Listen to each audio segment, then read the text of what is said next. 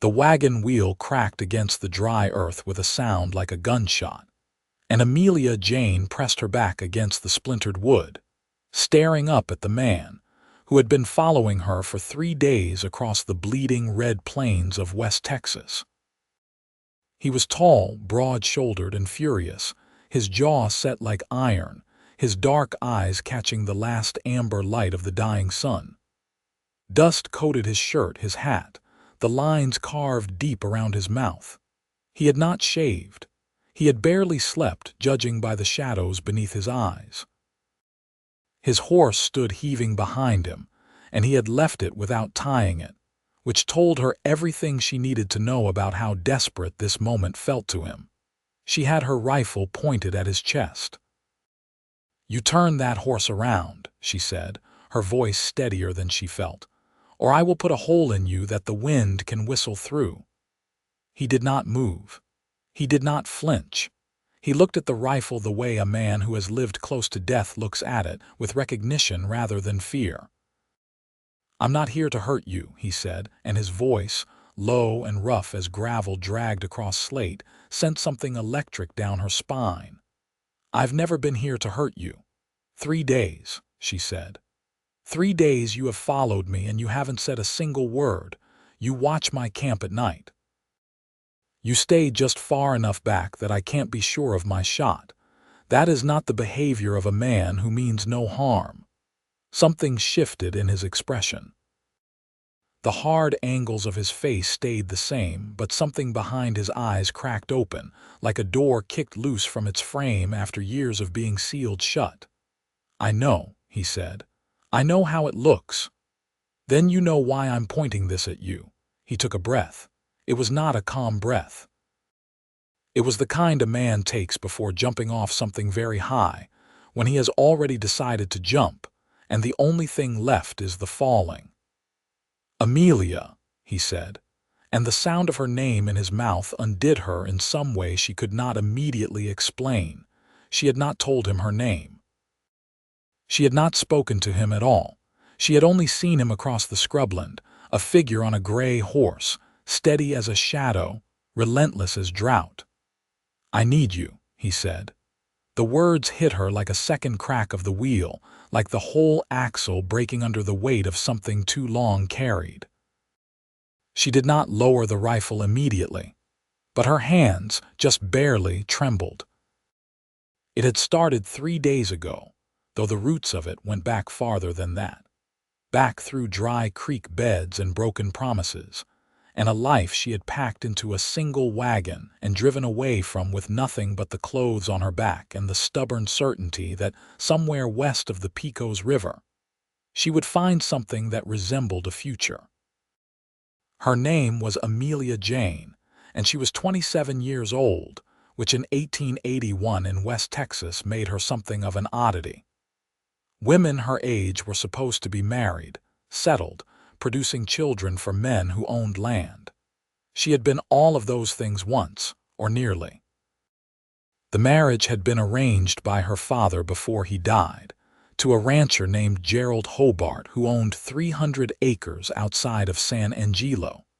She had agreed to it with the quiet resignation of a woman who understood the mathematics of survival on the frontier. She did not love Gerald Hobart. She was not sure Gerald Hobart was capable of being loved. He was a hard man with hard hands and a harder mouth, and in 2 years of marriage, he had not once looked at her the way she had read about in the novels her mother had kept hidden beneath the floorboards of their home in Missouri. When Gerald died, thrown from a horse and dragged across a quarter-mile of rocky ground in the spring of 1881, Amelia had mourned for exactly as long as was decent, and then stood up from the mourning and begun to plan. She could not stay in San Angelo. Gerald's brother, a wide, soft man named Clement, had already come to inspect the property with the clear intention of claiming it. The ranch hands scattered after Gerald's death, following the money to other outfits. She had no claim in law, not in a state where widows without surviving children had little standing against a blood relative who wanted land. The lawyer in town had explained this to her with the courtesy of a man delivering bad news to someone he considers ill-equipped to handle it. She had thanked him and walked out of his office and gone home and packed her wagon. She had relatives in New Mexico Territory, distant cousins of her mother who had written twice in the past decade with promises of land and community and the sort of life that seemed, from the brittle brown flatness of West Texas, almost impossibly lush. She was going there. She had her wagon, a good horse named Hector, $200 sewn into the hem of her skirt, a rifle, 3 months of provisions, and the absolute iron certainty that she was not going to stop moving until she found somewhere she could breathe. It was on the second day out of San Angelo, cutting northwest toward the Concho River, that she had first noticed the rider. He was far back, maybe half a mile, just a shape against the white sky, but he was moving in the same direction she was and at the same pace, which was not a coincidence the West Texas landscape encouraged. This was not a traveled road. This was a track she had chosen herself, based on a hand-drawn map given to her by a freighter in town who had made the journey to Santa Fe. She had kept her eyes forward and driven Hector a little faster. That evening she camped in the shelter of a low limestone bluff, built her fire small, and ate her supper watching the darkness behind her. She saw the distant flicker of another fire, maybe a quarter-mile south, and her stomach had tightened into something that was not quite fear but lived in the same neighborhood. By the second day, she was certain. By the third day, she was coiled so tight with vigilance that when her wheel finally struck the hidden rock ledge crossing a dry wash and cracked apart, she had come up off the wagon bench with her rifle cocked before the echo of the brake had finished rolling across the flats. And he had ridden up at a lope that became a walk that became a stop, and he had gotten off his horse and looked at her, and she had pointed the rifle at him, and here they were. "I need you," he had said. His name, she would learn in the next hour, was Ransom Vance, and he was 32 years old, and he owned the Silver Fork Ranch, 1,100 acres of grazing land south and east of where they currently stood, and he was the most stubborn man she had ever encountered in a life that had not been short on stubborn men. He did not explain himself well at first. He explained himself the way a man explains himself who has spent most of his adult life in the company of cattle and rough weather and very few people who asked him questions that required actual answers. He started in the middle of things, then circled back, then stopped and started again, and Amelia stood with her rifle lowering by degrees as the story came out of him in pieces. And by the time she understood the shape of it, the sun was fully down and she had lit her lamp and was sitting across a small fire from him because the desert night had come on cold and the broken wheel meant she was not going anywhere until morning regardless. He had been watching her since San Angelo, not in a threatening way, or at least, not in a way he had intended to be threatening. He had seen her in town 3 weeks before she left, at the dry goods store, and he had registered her the way a man registers something that does not fit the ordinary pattern of his days. She was not particularly dressed differently than any other frontier woman. She was not flashy or theatrical. But she had been arguing with the store owner over the price of a sack of flour with a calm, precise ferocity that he had found arresting. And when the store owner had tried to dismiss her, and she had simply looked at him with those gray eyes and said, very quietly, that she would wait, the store owner had refigured his numbers and come down 60 cents on the flour, and she had thanked him without a trace of triumph and walked out. Ransom had followed her out without quite meaning to and stood on the boardwalk watching her load her wagon, and something had happened in his chest that he had no vocabulary for. He had asked around about her after that. People talked in San Angelo. He learned about Gerald Hobart's death, about Clement Hobart circling the property, about the widow who was clearly preparing to leave. He learned her name. He learned that she had no family in town and no clear destination. He told himself he was just curious. The way a man tells himself he is just glancing at the sun when really he is staring. Then 3 weeks later he had gone into town for supplies, and she had been gone, and something in him had gone sideways in a way that took him 2 full days to understand and then act on. He had left Silver Fork in the hands of his foreman, a capable man named Garrett, who had run the ranch through worse absences. He had packed light and ridden out following the tracks of a wagon heading northwest, which was not a rational thing for a man who owned 1,100 acres of cattle country to do. And he had known it was not rational. And he had done it anyway, because sometimes the thing inside you that is not rational is more honest than the thing that is. He had not planned to say anything to her for the first 2 days. He was not sure what to say. He was not sure he had the right to say anything. He told himself he was just making sure she got through safely, that the country between San Angelo and the New Mexico border was rough and lonely, and a woman traveling alone was in genuine danger from any number of directions. He told himself that. He almost believed it. But the truth, the actual truth he was in the middle of admitting to himself for the first time when her wheel cracked and she came up with that rifle, was something more complicated and more frightening and more honest than simple protective instinct. He had been alone for 6 years. He had built Silver Fork from almost nothing, worked himself and his hands to the edge of exhaustion through 2 bad droughts and a cattle fever outbreak that had taken 40 head in a single month.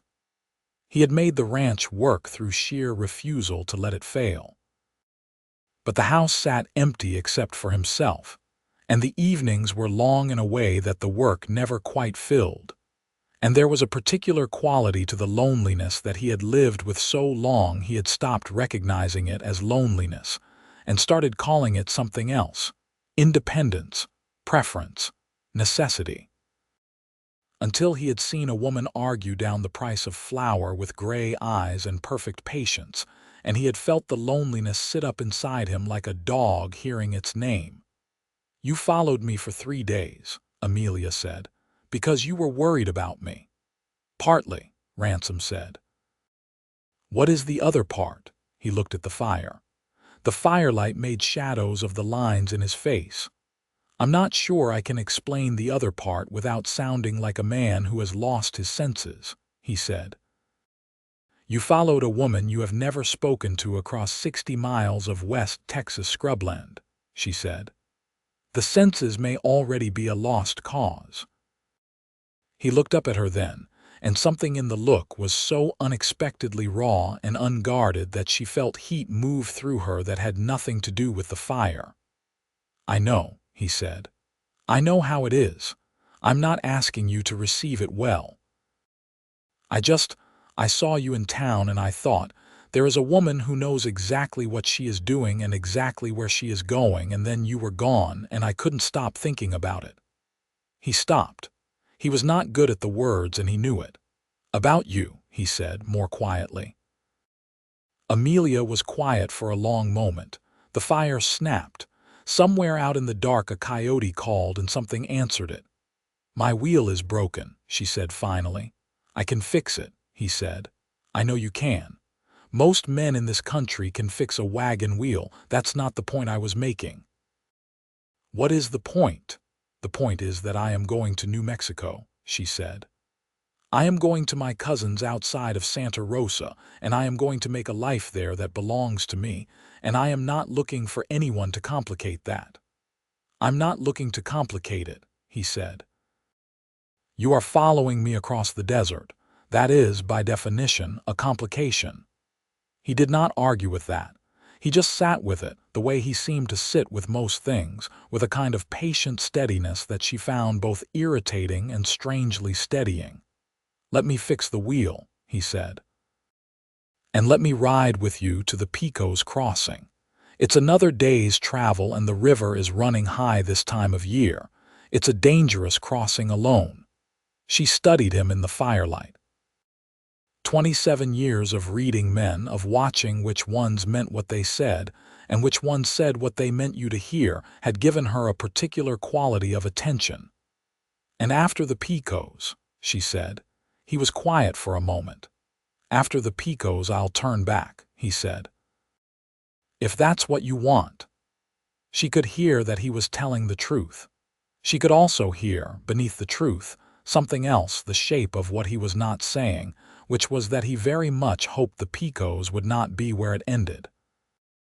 She poured him coffee from the pot on the fire, because the night was cold and he had ridden hard to reach her, and whatever else he was not a danger to her. She had been afraid of enough men in her life to recognize the specific flavor of that fear, and it was not present now. "Tell me about your ranch," she said. The way his face changed when she said that, the way the tension went out of it and something almost like warmth moved in, told her more about Ransom Vance than anything else he could have offered. He talked about Silver Fork for 2 hours. He talked about it the way men talk about the thing they love most and have had no one to share with a kind of pent-up fluency that was nothing like his careful, halting self-introduction. He talked about the land, the particular quality of the grass along the creek, the way the limestone cliffs turned orange at sunrise. He talked about his cattle with the precision of a man who knows each animal as an individual. He talked about the breeding decisions he had made, and the ones he had regretted, about the seasons, about the hands who worked for him, about a dog he had lost to a rattlesnake bite the previous summer in a tone that told her the loss still hurt. Amelia listened. She was good at listening, had spent years of her marriage using it as a survival skill, cataloging what Gerald said against what he meant, tracking the fault lines. But this was different. This was not surveillance. This was genuine interest, arriving in her chest like water into a dry well, unexpected and welcome and troubling for both reasons. "You love that land," she said when he paused. "It's all I've got," he said, and then caught himself because it was not quite true anymore and he was beginning to understand that. "It's what I've built," he amended. "There's a difference," she said. He looked at her. "Yes," he said, "there is."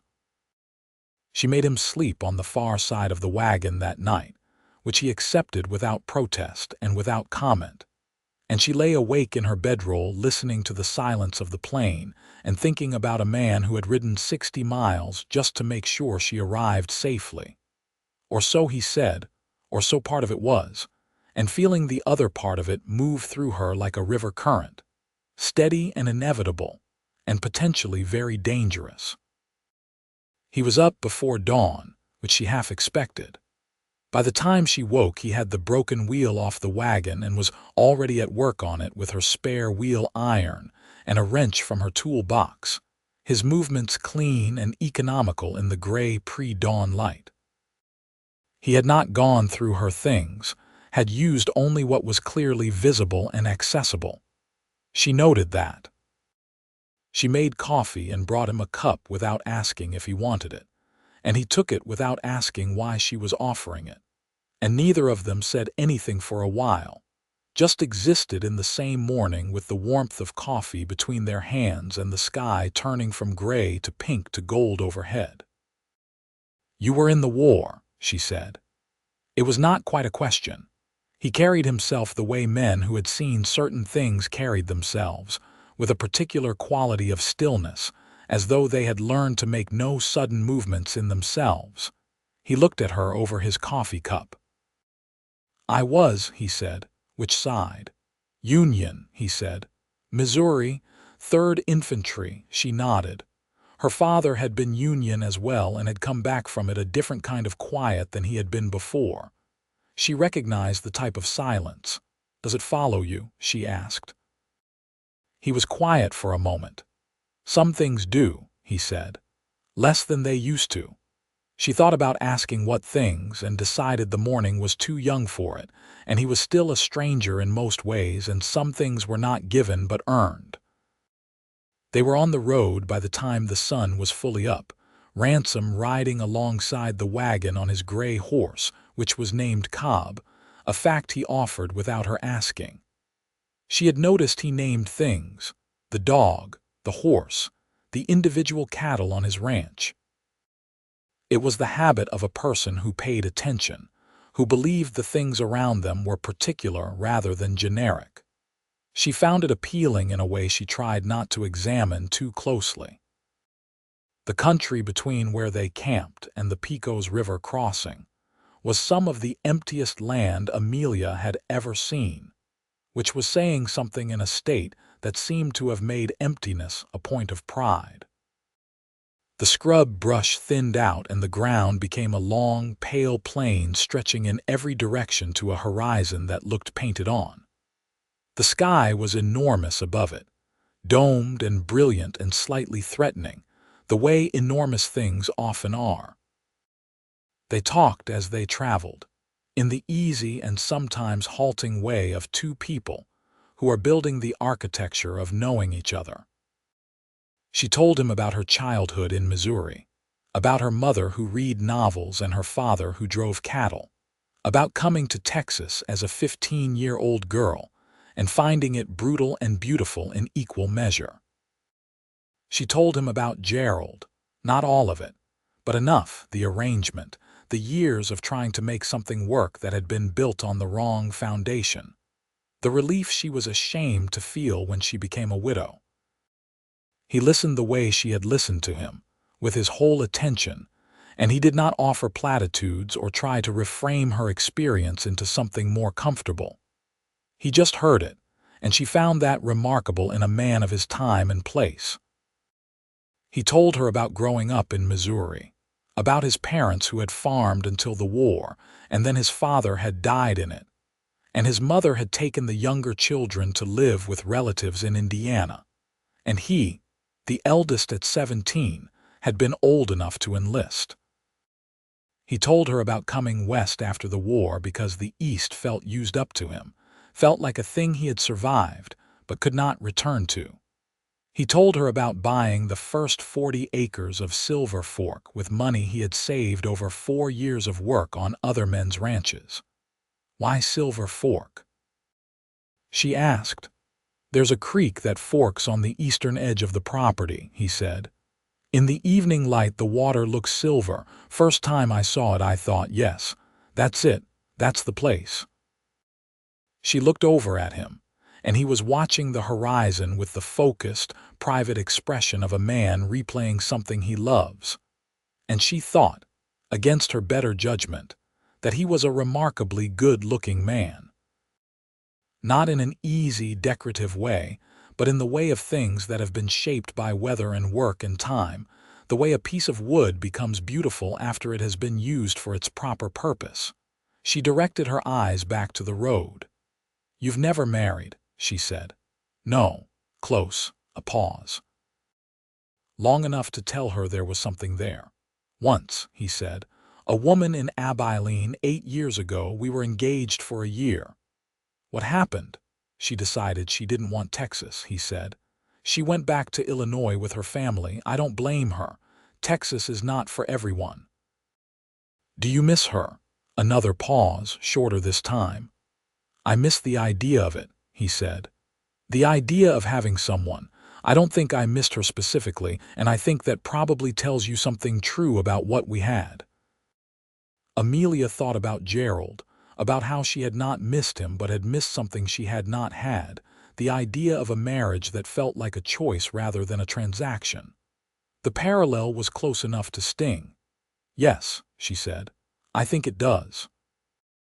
Around midday, they stopped at a dry creek bed, where a stand of cottonwoods provided shade, and a small seep of water was just enough for the horses. They ate in companionable silence, and then Ransom walked the perimeter of the camp with a practiced eye that reminded her he was not just being watchful in some abstract, gentlemanly way. He was reading the land, looking for specific things. "What are you looking for?" she asked. "Tracks," he said. "There's a band of outlaws working this stretch between the Concho and the Picos. Calls themselves the Darnell Outfit, led by a man named Clay Darnell who did 3 years in Huntsville and came out meaner than he went in. They've been hitting freight wagons mostly, but a woman traveling alone." He left the sentence unfinished. Amelia felt her jaw tighten. She had heard of the Darnell Outfit, had heard of it in town before she left, had factored it into her risk assessment, and decided that her need to move outweighed the danger. It was the kind of calculation frontier women made constantly, a private and perpetual accounting of risk versus necessity. "Is that part of why you followed me?" she asked. He came back to the fire and looked at her directly. "Yes," he said. "That's the honest answer. I saw you at that store and I thought about you, and I heard you were leaving alone, and I knew about Darnell, and the combination of those things made me feel." He stopped. "Responsible," she offered with a slight edge. "No," he said quietly. "Afraid." That word from this man landed with unexpected weight. She had not expected him to use it. Men in 1881 West Texas did not, as a general rule, admit to fear in any context that was not imminent and physical. "Afraid," she repeated. "Afraid something would happen to you before I got the chance to." He stopped again, and something moved across his face. "Before things were different than they are," he finished carefully. Amelia looked at him for a long moment. "That is," she said, "a very honest thing to say." "I'm trying to be honest," he said. "I'm not always good at it. I've spent a lot of years not saying things that needed to be said. I'm trying to do differently." She wanted to say something to that. She had several things she could say, several things that were perched at the edge of her, ready to come out. She said none of them, because they were too close to things she had not decided yet, and she was a woman who did not speak before she had decided. She poured herself more coffee instead and changed the subject to the Picos crossing, the practical details, the depth of the ford, the time of day that was safest. But she was aware, in a way she had not been that morning, of the exact distance between where she was sitting and where he was sitting, and of the fact that the distance felt smaller than the actual inches measured. They reached the Pecos River late the following afternoon, and Ransom had been right that it was running high.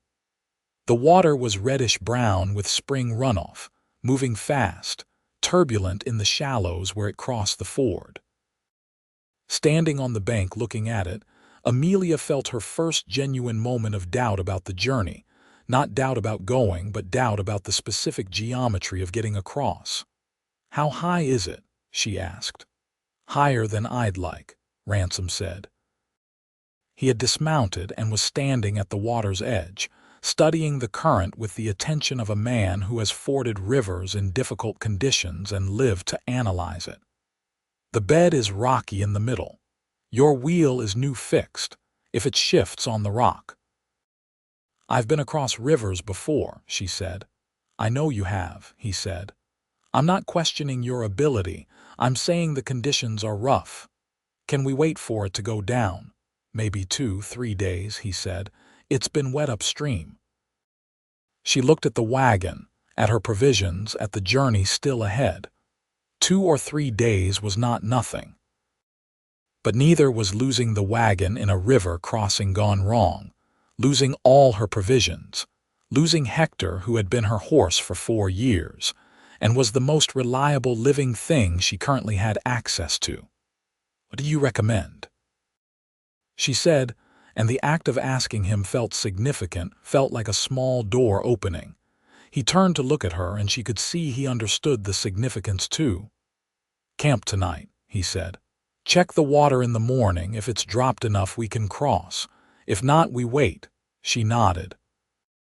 They made camp on the near bank of the Pecos, in a flat area protected from the wind by a low bluff of limestone.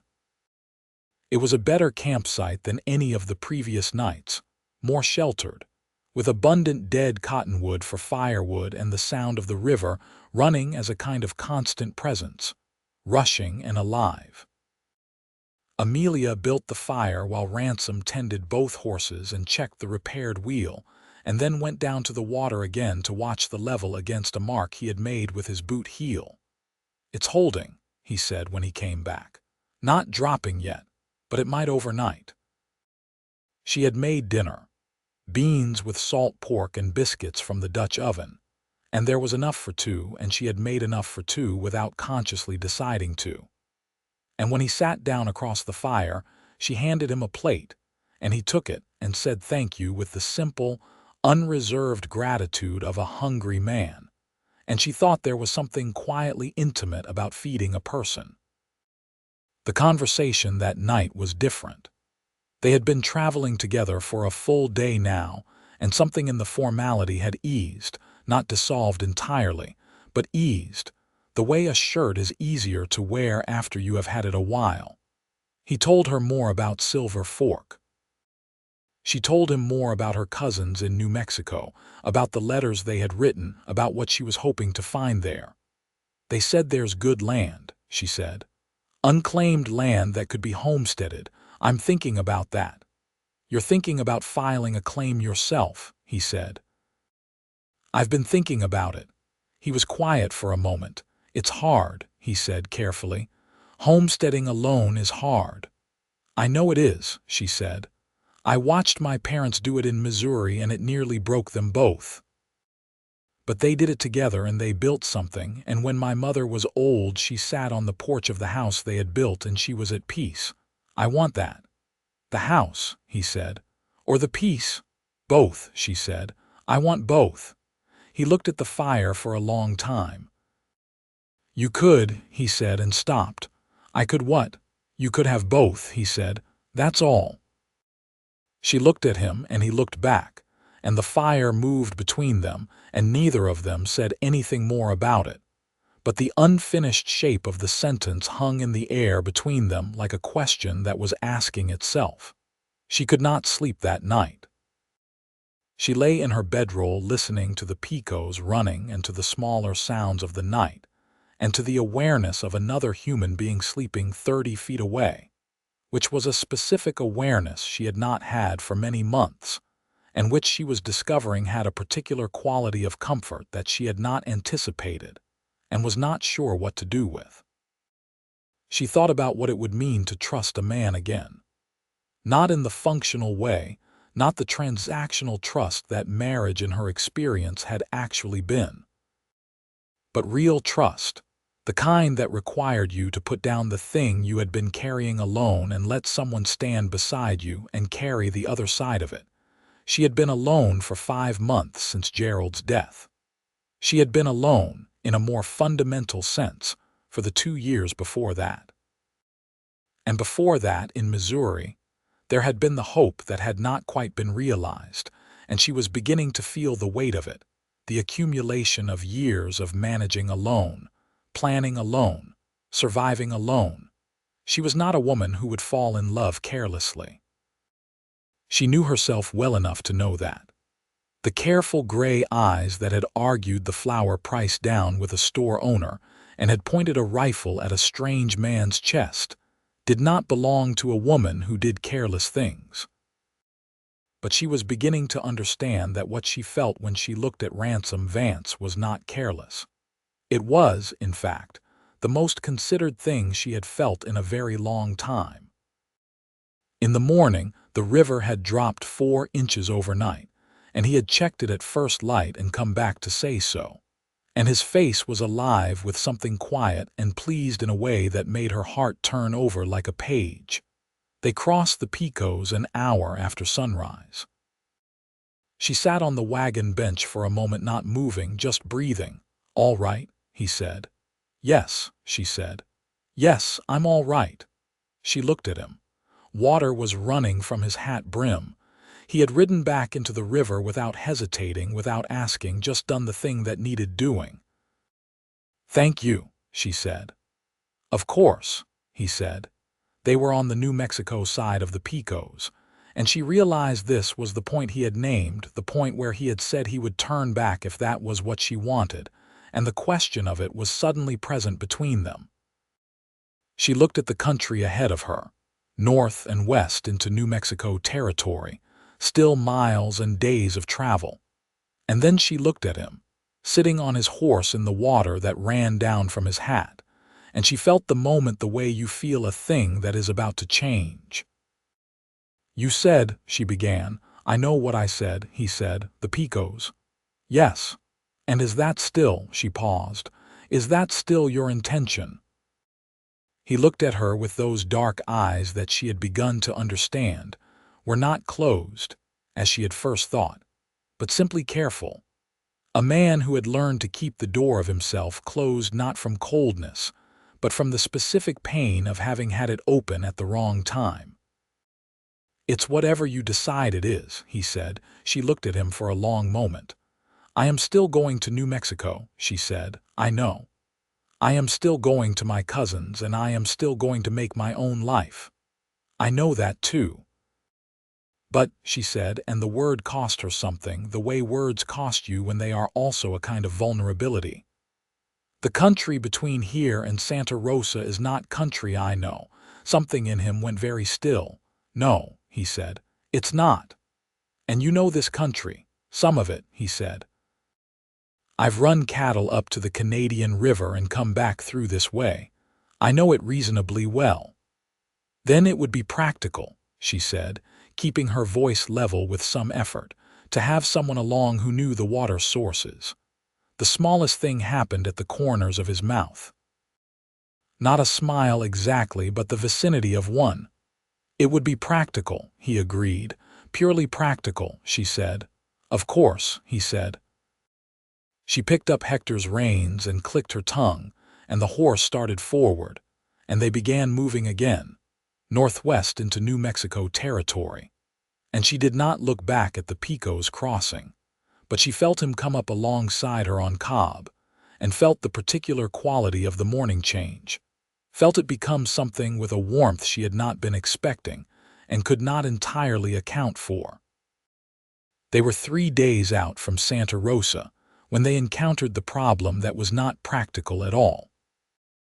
They had stopped for the night at a small spring shown on the freighter's map, a reliable water source in a country where water was the whole of the law, and they had made camp in the familiar rhythm that they had developed over the past several days, each of them moving through the tasks with the efficiency of people who had learned each other's patterns and were no longer in each other's way. Ransom was seeing to the horses when Amelia heard the sound that was not wind and was not animal. She knew it immediately, the way you know the difference between sounds that mean nothing and sounds that mean someone. She had her rifle up when the man stepped out of the scrub 20 feet from the fire. He was not alone. 2 more came out from the other side, and a 4th emerged from behind the limestone outcrop to the north, and the 4th one was carrying a shotgun that he had leveled at Ransom before Ransom could do anything about the horses. The first man was Clay Darnell. She knew it before anyone said his name, the way you sometimes know a threat before you can name it. He was lean, weathered past his age, with pale eyes the color of dirty water and a mouth set in the permanent downward curve of a man who has decided the world owes him and has stopped waiting to be paid. "Evening," he said, looking at Amelia with the particular consideration she had been afraid of since San Angelo. "Nice fire you've got." "It was," she said, not lowering the rifle. "Now there's a woman with nerve," he said to the others, who made noises of amusement she did not find amusing. He looked past her to Ransom. "Set those horses down and step over here, cowboy. Henderson's got the scatter gun and he's not patient." Ransom moved slowly, carefully, hands away from his sides, the way a man moves when he is complying with something and also thinking about something else entirely. "What do you want?" Amelia said. Darnell looked back at her. "Supplies, mostly," he said. "Maybe the horses. The wagon's too slow for us, and the money I expect a traveling woman keeps hidden somewhere on her person, though we'll leave the finding of that to her own good conscience." "You'll leave more than that," Ransom said. His voice was quiet and entirely different from the way it usually sounded, and she realized she was hearing a thing she had not heard from him before. The voice of a man who had been to war and come back from it, and who was currently deciding where the line was. Darnell looked at him with something between amusement and irritation. "Is that right?" he said. "There are 4 of you and you've got the drop," Ransom said, "and you think that's enough. You're probably right that it's enough.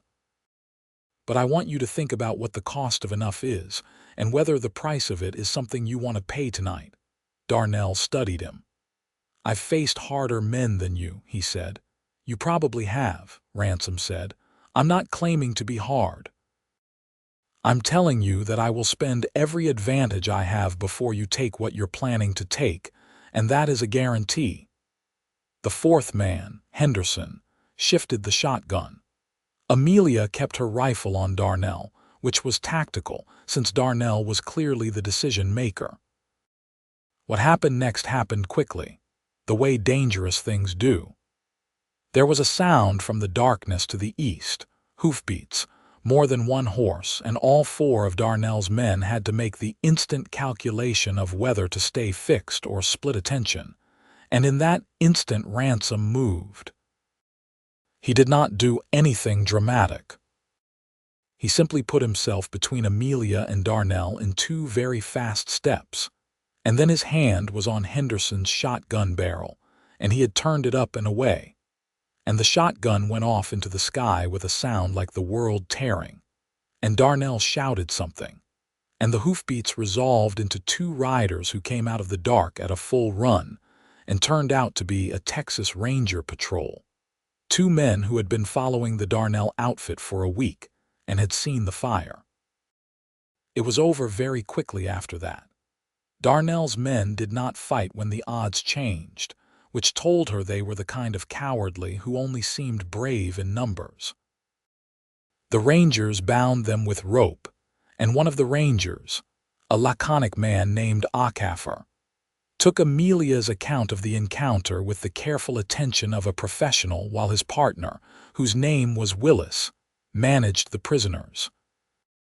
In the confusion after, when the Rangers had the prisoners secured and had taken their horses some distance from the camp, Amelia turned to find Ransom standing 3 feet from her with a cut on his left forearm from where the shotgun barrel had caught him when he grabbed it, bleeding freely and apparently being ignored.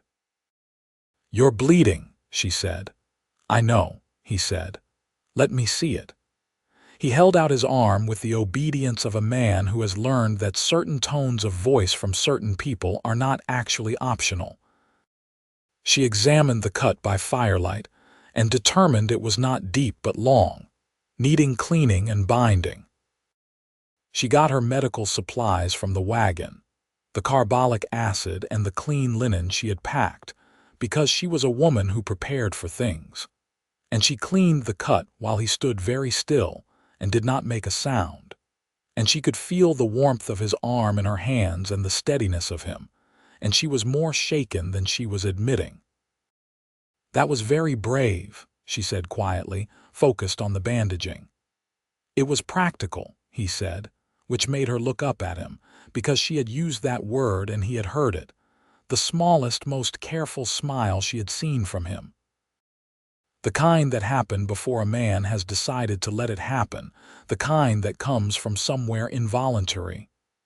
"You could have been killed," she said, and her voice was not as steady as she would have liked. "I could have been," he said. "I didn't particularly want to be."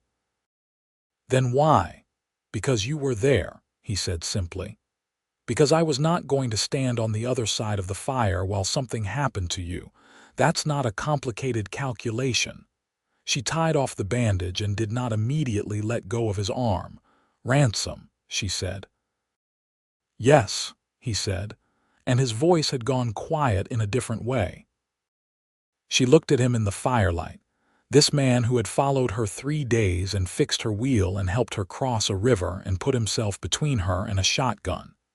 And she felt the last of the careful, protective distance she had been maintaining begin to dissolve, not all at once but steadily, the way ice on a river dissolves in spring, from the edges in.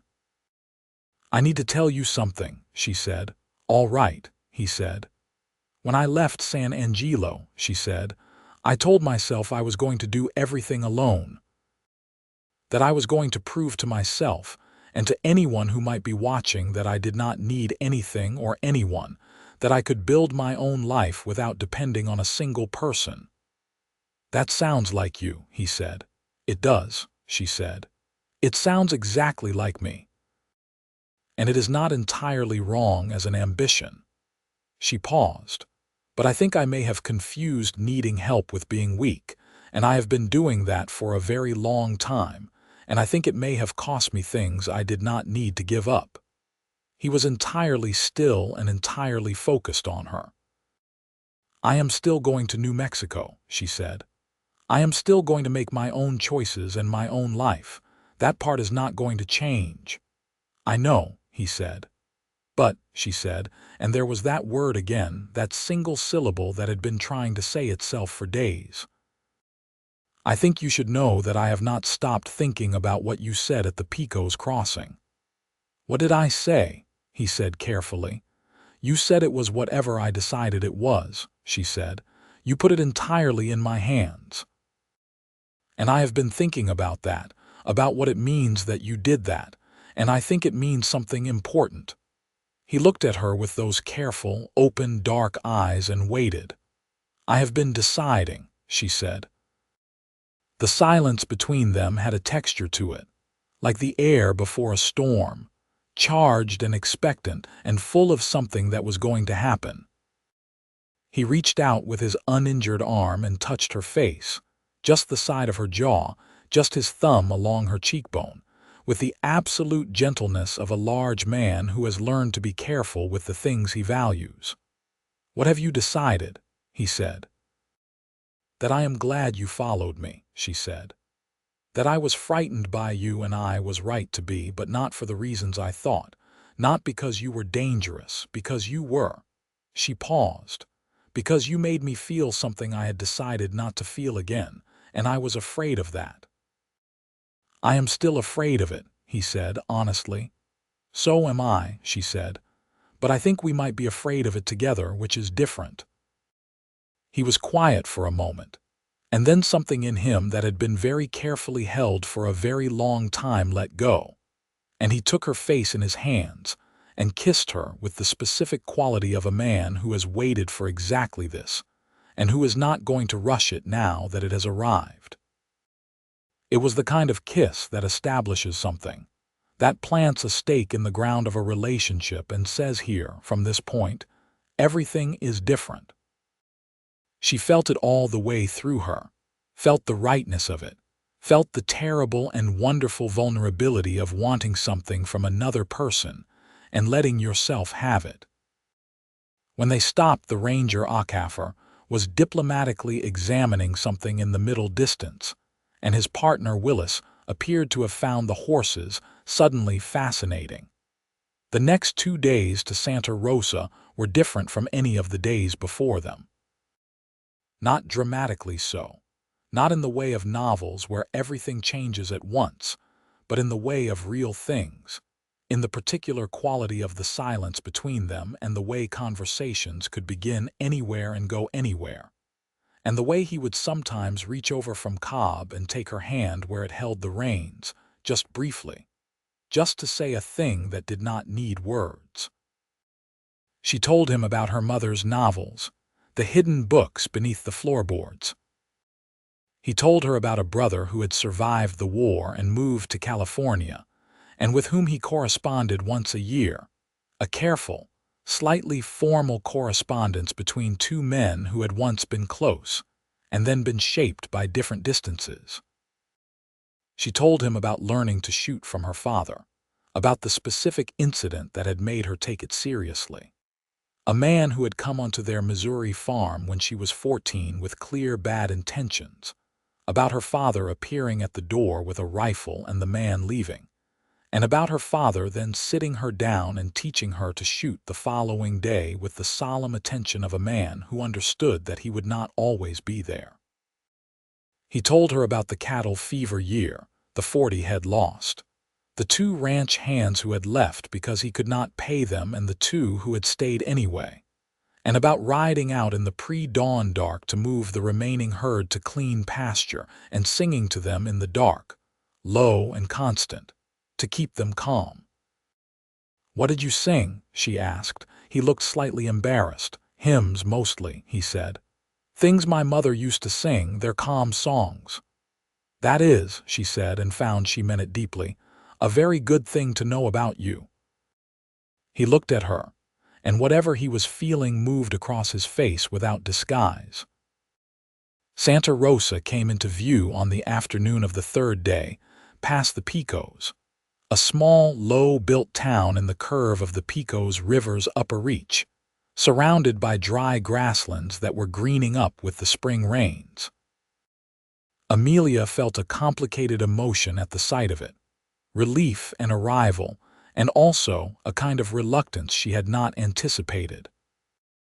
Her cousins were Margaret and Howard Jansen, second cousins on her mother's side, who had been in New Mexico Territory for 6 years, and had built a small but going concern with a combination of sheep and a kitchen garden, and Howard's sideline as a carpenter. They were warm people, genuinely glad to see her, and the welcome they gave her in the yard of their small adobe house was the warmest human welcome she had experienced in longer than she wanted to think about. Margaret clasped her hands and said she had been praying for her safe arrival. Howard shook her hand, and then, with the slightly awkward generosity of a good-hearted man, extended the same handshake to Ransom. They ate supper together in the Jansens' house, 5 people around a table that sat 4 comfortably, and the conversation was easy and warm, and included the particular pleasantry of people who are happy to see family and curious about the stranger accompanying her. Later, after supper, when Howard had gone to see to his animals and Margaret was washing dishes, Amelia sat on the low stone wall in front of the house watching the sunset paint the mesa to the west, and Ransom came and sat beside her. "This is a good place," he said. "It seems like it," she said. "Are you going to be happy here?" he said. She thought about it honestly. "I think I could be," she said. "Margaret and Howard are good people. The land is good land." She paused. "But I'm discovering that happiness is less about the place than I had thought." He was quiet for a moment. "Amelia," he said. "Yes. I have been thinking about something for the past few days, and I need to say it to you, and I need you to hear all of it before you say anything." She turned to look at him. The sunset light was behind him and made the lines of him very clear. "All right," she said. "I know I came into your life in a strange way," he said. "I know I have no right to ask anything of you. I know you have a plan, and the plan is good, and you built it yourself, and it's yours. I am not asking you to give any of that up." He stopped, then kept going. "Silver Fork is mine, and I have worked for it, and I love it. But it is a house with too many empty rooms, and I have known that for years and not known what to do about it. And then I saw you in a store in San Angelo, and I understood what was missing, and I was too afraid to say anything, and then you were gone, and I rode 60 miles, because I would rather be afraid in the right direction than comfortable in the wrong one." She was watching him and not saying anything. "I am asking you to consider," he said carefully, "not giving up your plan but changing it. I am asking you to consider going back to Silver Fork with me, not as a transaction, not as an arrangement, as a choice freely made between 2 people who have decided to trust each other." He paused. "I am asking you to marry me, Amelia. I am asking it plain, and I am asking it honest, and I am telling you that the answer can be no, and I will still think that you are the finest person I have encountered in my life." The silence after this was the specific kind that happens when someone has said the truest thing they have ever said, and the world is adjusting to the weight of it. She looked at him for a long time. She thought about the road, about everything that had been said between them, about the feel of his hand on her face in the firelight, about the way he sang hymns to frightened cattle in the dark. She thought about what she had told herself she was going to do alone, and about the difference between building a life alone because you wanted to and building it alone because you were afraid. She thought about her mother sitting on the porch of the house she had built with her husband, sitting there at peace. "You sang to the cattle," she said. He blinked slightly. "I did," he said. "And you named your horse Cobb, and you knew your dog's name, and you can fix a wagon wheel at dawn, and you went into that river without being asked," she said. "And you told me you were afraid in a country where men do not say that, and you said the answer could be no, and you meant it." "I meant it," he said. "I know you did," she said. "That is part of the point." She looked at the mesa and the last of the sunset and the broad, darkening sky. "Silver Fork," she said. "Tell me about the house." Something moved in him, something that was relief and hope and barely contained. "3 rooms now," he said. "Stone foundation, good timber roof. It can be bigger. The stone is right there on the property and I know how to work it." "A porch," she said. "There's a porch," he said. "East-facing, gets the morning light." She thought about a porch that gets the morning light. "The creek," she said. "The silver one." "It runs year-round," he said. "Even through the dry years. It's fed by a spring higher up on the property." "And the grass." "The grass along the creek is the best grazing in that part of the county," he said, with the particular pride of a man talking about something he has made. She turned back to look at him. "I have cousins here who would want to know I was well," she said. "I would want to see them." "We can make that journey," he said, "as many times as you need to." "I would want things of my own," she said. "My own decisions, my own work on the land." "It would be your land too," he said. "I don't want a housekeeper, I want a partner." She looked at him. "Yes," she said. He was very still. "Yes," he said. "Yes," she said again. "I will marry you, Ransom Vance. I will go back to Silver Fork with you and I will make something of it and I will give you a completely honest life and I expect the same in return." "You have it," he said. And the words came out in a way that told her they had been held in reserve for exactly this purpose. Ready and certain and entirely true. He took her hand, and they sat together on the stone wall in the dark that had come down over Santa Rosa. And the stars came out over New Mexico territory, one by one, and then all at once, the way they did in places with no light to dim them. And she felt the warmth of his hand and the particular piece of a decision that is also a beginning. Margaret, coming to the door to call them in for coffee, saw them sitting there and went back inside without calling, and went to Howard and said something in a low, happy voice. And Howard smiled his slightly awkward, good-hearted smile and went to put another log on the fire. They stayed in Santa Rosa for days. This was partly because Margaret would not hear of Amelia leaving in less than that, having not seen her in 3 years, and partly because those 4 days contained things that needed to happen and conversations that needed to be had and plans that needed to be made. Ransom was lodged at the town's small hotel and spent part of each day with Howard, who turned out to share a detailed interest in building materials and construction methods, and part of each day with Amelia. And the part with Amelia had the quality of 2 people discovering each other in the deliberate way of people who know they have time and are choosing to use it well. They walked along the Picos in the evenings and talked about everything, about the ranch, about children, which was a conversation that required both of them to clear their throats and locate words with some precision, but which was essential, and which they had with the honesty they had both agreed to. and which ended with the understanding that they both wanted a family, and were both more relieved that the other felt the same way than they had expected to be. He told her about the dark year after the cattle fever, about the specific character of the despair that comes when you are fighting for something you love and losing, and you are doing it alone. She told him about the worst night of her marriage, a night when she had sat in the kitchen of Gerald Hobart's ranch house at 3 in the morning, and understood fully that she had made a mistake, and that the mistake was going to be her life, and the way she had sat with it until dawn and then gotten up and decided that it would not be her whole life. "You have survived a great deal," he said. "So have you," she said. "I feel less like surviving now," he said quietly. "I feel like something else." "Like what?" she said. He considered. "Like living," he said. "Actually living." She stopped walking and turned to him there on the Pico's bank, and took his face in her hands the way he had taken hers at the fire that night. And she kissed him in the last of the evening light with the specific intention of a woman who has decided and is not looking back.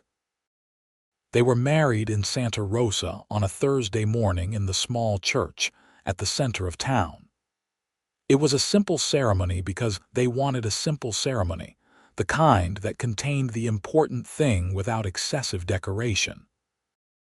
Margaret cried and Howard shook Ransom's hand again, and then seemed to feel that the moment required more and pulled him into a brief, slightly surprised embrace. The minister, a broad, quiet man named Father Herrera who had been in Santa Rosa for 20 years and had seen every kind of human occasion, read the vows in both English and Spanish as was his custom, and something in the bilingual quality of it, the words reverberating twice, made the whole thing feel both more solemn and more alive. When it was done, and Ransom had taken both her hands and the ring, a plain gold band he had obtained from the town's single jeweler the day before, was on her finger, she looked at him, and he looked at her, and whatever was between them had been named and made formal and was real in the way that things become real when the world witnesses them. "Are you all right?" he said quietly, just for her. "I am better than all right," she said. "I am the best I have been in a very long time." The return journey to Silver Fork was different from the journey away from San Angelo in every way that mattered. They took it slowly, not from necessity but from choice, because neither of them was in a hurry, and the country between New Mexico and West Texas was beautiful in the late spring in a way that rewarded attention. The scrubland was greening at its edges, the late wildflowers coming up in patches of orange and yellow and violet. The sky was enormous, and the air had a quality of freshness that the summer would burn away, and that was precious now. They talked and they were quiet, and both states were comfortable. They stopped to eat with no urgency, and camped where the light suggested, rather than where the schedule required. Amelia drove the wagon and Ransom rode alongside on Cobb, and sometimes they traded, him driving with the reins loose in his large hands and her on Cobb, who turned out to be a remarkably agreeable horse. She realized somewhere in the third day of the return journey, happy. It was not the giddy, uncertain happiness of novelty, though that was present too. It was a deeper, more structural happiness, the kind that comes when the thing that has been wrong about your situation has been corrected, and your life can now proceed on a foundation that is actually sound. She had not been happy in a structural way in a very long time. She had been functional, competent, determined, occasionally quietly satisfied. But this felt like the difference between treading water and standing on ground, and the ground under her feet had a quality she was only now understanding was not just circumstance, but another person. Silver Fork came into view on an afternoon of crystalline light, and she understood immediately why he had named it what he named it, because the creek running through the lower pasture caught the sun and threw it back in a way that was exactly what he had said, exactly silver. The ranch house was low and solid, built with the careful permanence of stone, surrounded by the particular disorder of a working ranch that was functional rather than aesthetic. The cattle were in the far pasture, visible as moving shapes in the long grass. Several horses stood in the corral. Smoke was coming from the bunkhouse. A man came out of the barn as they rode in. A broad-shouldered man of perhaps 40 with a weathered face and a steadiness about him that spoke of long reliability. This was Garrett, the foreman, who had run Silver Fork in Ransom's absence and who looked at his employer arriving with a woman in a wagon with the pragmatic acceptance of a man who has seen everything and judges nothing. "Mr. Vance," he said, and then to Amelia with a slight and genuine inclination of his head, "Madam." "This is Amelia," Ransom said, "my wife." The words, said in that ordinary, grounded way, hit her somewhere very warm. "Mrs. Vance," Garrett said, with the same slight inclination, and Amelia extended her hand and he shook it with the solemnity of a man who understands that something significant has happened here and is responding accordingly. "How are the cattle?" Ransom asked. "Good," Garrett said. "No trouble. The creek's running clear." He paused. "There's a letter from your brother, came yesterday." "I'll read it tonight," Ransom said. Garrett nodded and went back to whatever he had been doing, and Ransom turned to help Amelia down from the wagon, and she took his hand and stepped down onto the ground of Silver Fork, and the ground felt exactly as solid as she had imagined. He walked her through the house that afternoon with the slightly anxious care of a man who is showing someone something he loves and is afraid they will find it insufficient. She did not find it insufficient.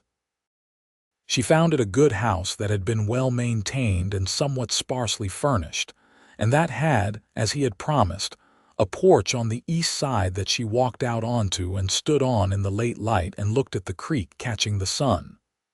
"The porch is good," she said. "I'm glad," he said from the doorway. "The whole thing is good," she said. "It needs curtains in the front room and a kitchen garden and something done about the floor in the second bedroom, but the bones of it are good. The floor in the second bedroom has been bothering me for a year," he said. "We'll fix it," she said.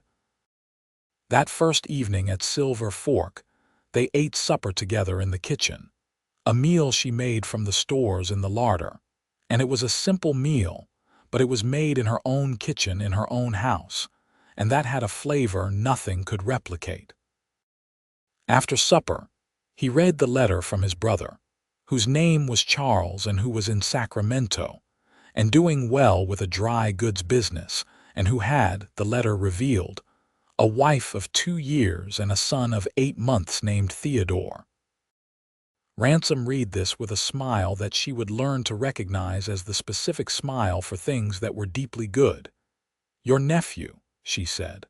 "My nephew Theodore," he said, with the wondering quality of someone trying a new word on for size. "I should write back and tell him I have a wife." "You should," she said. "Tell him to come visit." He looked at her. "You mean that?" he said. "Of course I mean it," she said. "You have a brother and a nephew and they should not be strangers to you. This is a house that can hold people." Something moved through him that she could only describe as gratitude, the specific gratitude of someone who has been lonely for a long time and has just been told that the loneliness is over. He wrote to Charles that night by lamplight while she mended a tear in Hector's saddle blanket, and the lamplight made the room warm and the sound of his pen on the paper was domestic and right, and she found herself pausing in the mending just to listen to it. The first year at Silver Fork was the best year Amelia could remember. It was not without difficulties, because nothing on the frontier was without difficulties, but it had the particular quality of a life lived in the right direction. She learned the ranch with the same careful attention she brought to everything, learning the land, the cattle, the seasonal rhythms that determined everything. She established the kitchen garden with a thoroughness that made Garrett look at her with new respect, breaking ground in a plot on the south side of the house and coaxing things out of the ground that people in that part of Texas had thought could not be coaxed. She and Ransom worked side by side with the ease of people who were well matched, who complemented each other's strengths without competition. She had a talent for the accounting and the planning that he was willing to acknowledge could use refinement. He had the physical and tactical knowledge of the land that she absorbed with the same intensity she brought to everything. They disagreed sometimes, with the productive candor of people who had agreed to be honest, and worked it through with the same tools, and came out on the other side of arguments closer than they had been going in. Margaret and Howard visited that autumn, making the journey from Santa Rosa with a wagon full of gifts, including a set of curtains that Margaret had sewn, which Amelia hung in the front room and Ransom looked at with the expression of a man encountering curtains for the first time and finding them unexpectedly significant. Charles Vance did not visit that year, but he wrote again, a longer letter this time, warmer, tentative in the way of brothers who have been distant and are not sure of the ground, and Ransom wrote back with the same careful warmth, and Amelia could see the correspondence was a kind of slow, deliberate healing that was good for him in ways he was still understanding. The spring of the following year, 1883, Amelia told Ransom she was pregnant. She told him in the evening on the east porch, which had become their place, the place where they ended most days, watching the light go off the creek. She said it plainly, because she was a plain-speaking woman, and because she knew the news was good and did not require cushioning. He was very still for a moment. Then he put down his coffee cup, and he took her hands, and he looked at her with an expression she had no word for. That was past happiness. That was something more fundamental than happiness. That was the expression of a man who had been afraid for a very long time that certain things were not going to be his, and is now holding the evidence that he was wrong. "Are you well?" he said. "Are you feeling well?" "I am feeling very well," she said, "slightly nauseous in the mornings but otherwise entirely well." "We should get Dr. Porter out from town," he said. "I'll go into town next week," she said. "I'm perfectly healthy, Ransom. I just wanted you to know." "I'm glad you told me," he said, and the way he said it, with the specific gravity of a man registering that he is being included in something, was almost too much. He pulled her carefully into his arms as though she had suddenly become more fragile, which she gently told him she had not, and he laughed, which was a sound she had come to love. His laugh, which was infrequent and therefore more valuable. A genuine, slightly surprised laugh like a man catching himself being happy. "A baby," he said into her hair. "A baby," she confirmed. "I am going to fix the floor in the second bedroom," he said. "You were going to fix the floor in the second bedroom anyway," she said. "Now I am going to fix it immediately," he said. The floor was fixed within the week. The baby was a boy, born in the late autumn of 1883, healthy and loud and possessed from his first hour of a particular quality of determination that both his parents recognized immediately. They named him Daniel James Vance. Daniel for no special reason except that it sat right, and James from Amelia's family name, which felt like a bridge between the life she had come from and the life she had built. Ransom held Daniel for the first time with the specific terror and wonder of a man holding something more important than anything he has held before, with enormous hands that were entirely careful, and looked at his son with an expression that Amelia would remember for the rest of her life. "Hello," he said to the baby, in the low, gentle voice she recognized from his description of singing to the cattle, the voice for things that needed to be calmed and cared for. Daniel looked back at him with the unfocused gaze of the newly arrived, and Ransom's expression did something extraordinary. It simply fell open. All the careful, habitual guardedness of 34 years of a hard life, just dissolving in the face of this small, particular person. Amelia watched this from her bed and felt something so large and warm move through her that she had to close her eyes for a moment. Margaret came for the birth and stayed 3 weeks, and her presence was a gift beyond measurement. She and Amelia sat together in the evenings while Daniel slept, talking in the way of women who trust each other, about everything and nothing, about the particular strangeness and joy of it all. "You look different," Margaret said one evening. "I just had a baby," Amelia said. "Not that," Margaret said. "You look settled. You look like you're where you're supposed to be." Amelia thought about this. "Yes," she said, "I think I am." Charles came to visit the following spring, bringing his wife Louisa and young Theodore, who was by then 18 months old, and conducting himself with the firm independence of a toddler who has opinions about everything.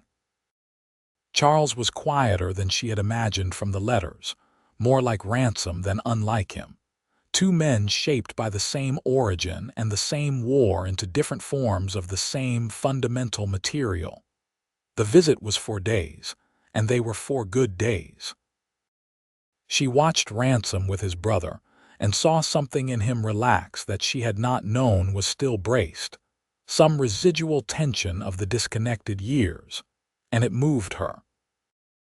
The two brothers rode out together on the 2nd day to look at the land, and they were gone most of the afternoon, and when they came back Ransom's eyes were slightly red in a way he was not commenting on, and Charles had the expression of a man who has had a conversation that needed to happen. "Thank you," Charles said to Amelia quietly that evening when Ransom was occupied with Theodore. "For what?" she said. "For being who you are," he said simply. "He's a different man than he was when I last saw him 5 years ago, not different in his nature but brighter. Like a lamp that had the glass cleaned." She thought about a man on a gray horse following a wagon 3 days across West Texas scrubland, afraid and honest and determined. "He did the work himself," she said. "Yes," Charles said, "but he needed a reason to." In the years that followed, Silver Fork grew as the people on it grew. The herd expanded carefully, quality over quantity, Ransom's breeding instincts proving reliable in the way that intuitions rooted in deep knowledge often are.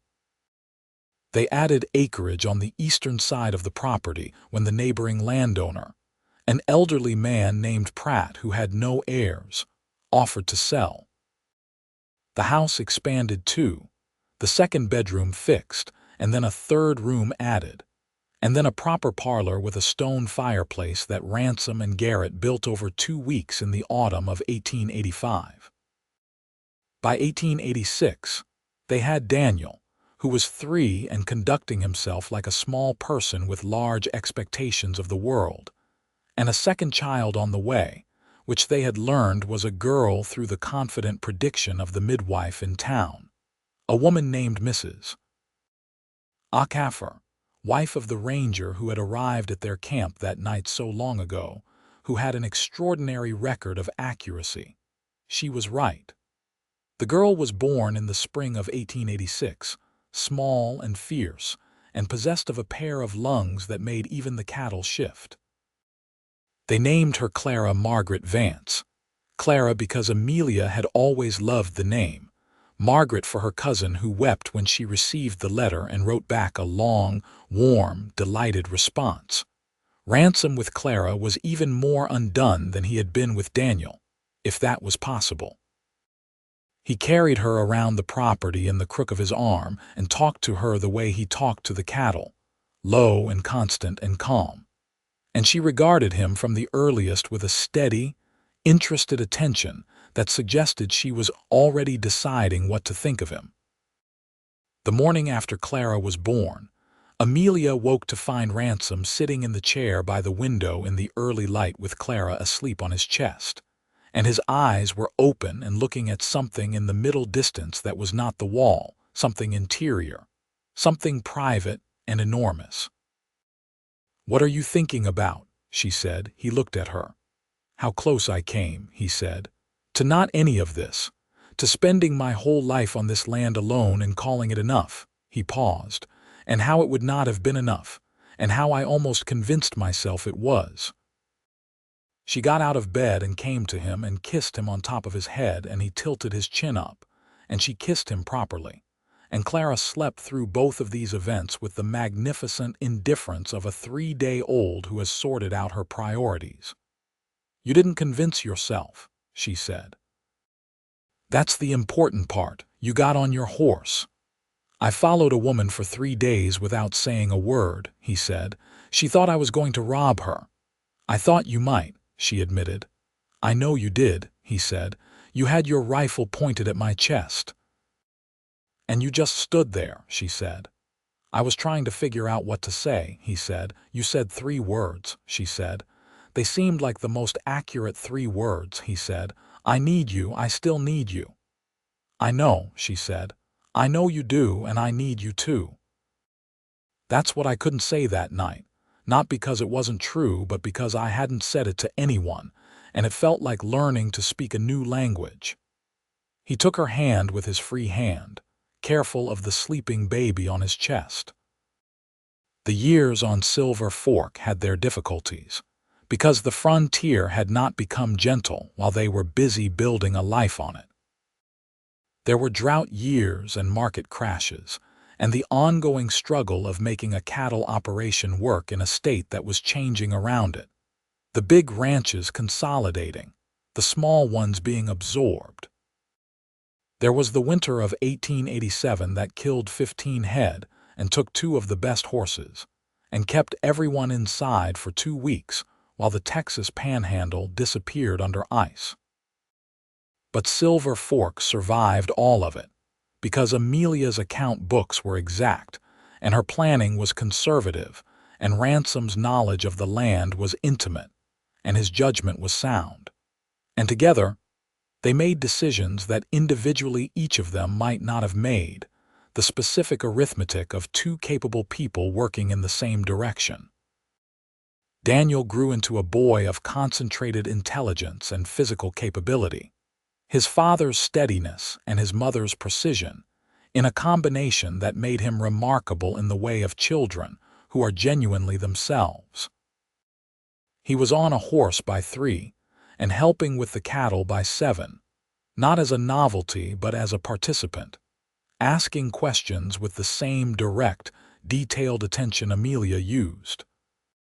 Clara grew into a different kind of remarkable. Her fierce birth cry only a preview of a personality that was expansive and curious, and entirely her own. She was fascinated by the kitchen garden in the way of someone who understands that growing things is a form of argument with the world about what is possible. By 5, she had her own plot. Margaret and Howard visited twice a year now, the journey having become familiar enough to be routine, and the 2 families had grown around each other in the way of people who have chosen each other. Howard had helped Ransom build the parlor fireplace. Margaret had been present for both births, and the births would have been harder without her. It was Margaret who was there, in the spring of 1889, when Amelia sat on the east porch in the evening light and looked at the creek, and told her what she had been thinking about for several months. "I want to write to those lawyers in Austin," Amelia said. "The ones working on the Married Women's Property Act." Margaret looked at her. "I've been reading the papers," Amelia said. "There's a push to give married women in Texas property rights. Rights to own and manage property in their own name. I want to write to them."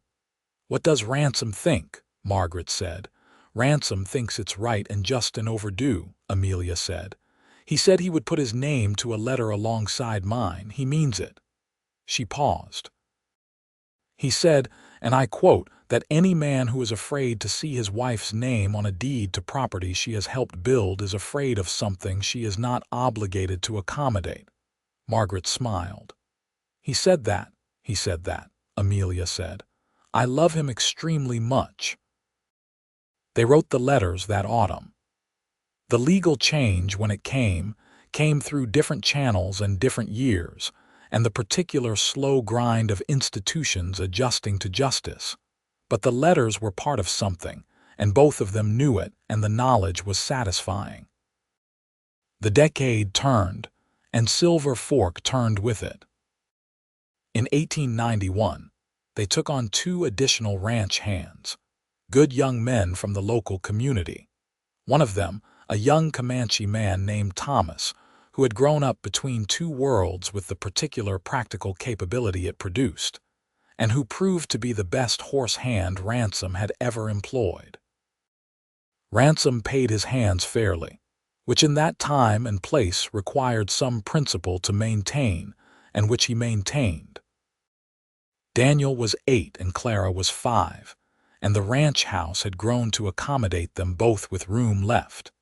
And there was a 3rd child in the world as of the spring of 1891, another boy, born easy and named William Charles Vance. William for no particular reason except that it suited him. Charles for his uncle in Sacramento, who was informed by telegraph, and wrote back immediately with a joy that telegrams were not really designed to contain. Ransom held William with the ease of a man who has held babies before and is no longer afraid of breaking them, and William looked at his father with the placid assessment of a child who has arrived into a situation that seems entirely adequate. "He's calm," Amelia said. "Not all Vances lead with difficulty," Ransom said. She laughed, which made him smile, which made William, perhaps in response to the vibration, also produce an expression that might have been a smile, or might have been something physiological, but which both his parents chose to interpret as a smile. In the evenings of those years, Amelia sat on the east porch and watched the light on the creek, and felt the life she had made gather around her like a warm thing. Ransom would come out when the day's work was done and sit beside her, and they would talk or be quiet, and the evening would do what evenings do. And in those quiet hours, she often thought about the woman she had been in San Angelo, packing a wagon alone with $200 in her skirt hem, and the absolute certainty that she had to move. That woman had been right. She had needed to move.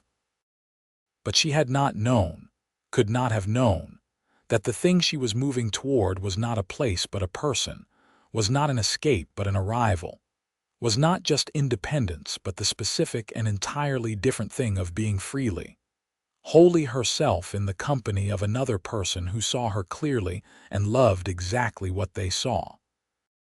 She had pointed a rifle at him. He had stood there and said 3 words.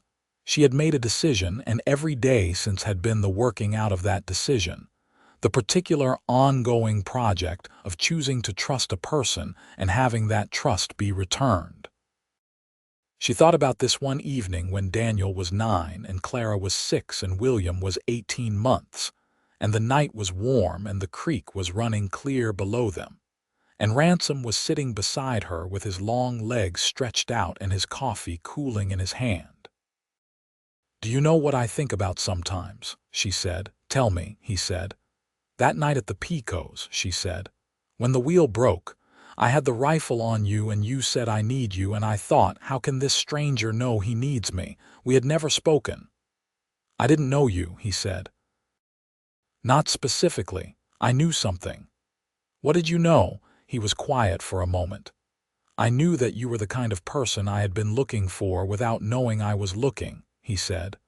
"I knew the shape of the absence, if that makes sense, and I looked at you and the shape matched." She leaned her head against his shoulder and he rested his cheek against her hair. "The shape matched," she said. "Exactly," he said. The creek caught the last of the light below them and threw it back in the way it always did, silver and steady and unhurried. Daniel came out of the house at a run and down the porch steps and across the yard toward the corral, because Daniel was always at a run and always toward the next thing.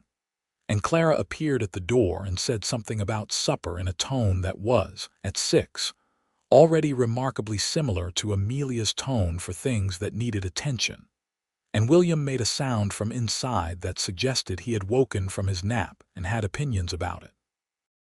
Ransom moved to get up, and Amelia took his hand and stood with him, and they went back into the house together as the last light went from the sky, and the stars began over Silver Fork, one by one, and then all at once, in the particular abundance of a sky that had nothing to diminish it. The house was warm and lit, and full of the specific sounds of a family, voices and footsteps, and the small percussion of evening. And Amelia stood in the kitchen of her own home and began the supper, and felt the particular richness of an ordinary moment, the ordinary moment that had once seemed so far from possible, and was now simply Tuesday, simply the evening, simply the daily and unremarkable miracle of a life that had arrived where it was supposed to be.